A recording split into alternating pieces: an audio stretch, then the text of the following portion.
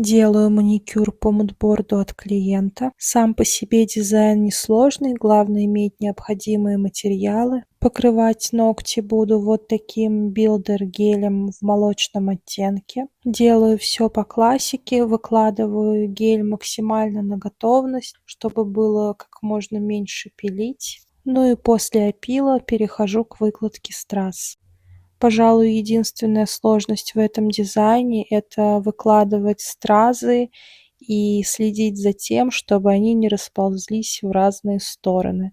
Проще делать по несколько ногтей, сразу 2 либо 4. Просто периодически нужно подсушивать фонариком, чтобы процесс сильно не затягивался. Всю эту красоту, конечно же, в конце нужно перекрыть топом.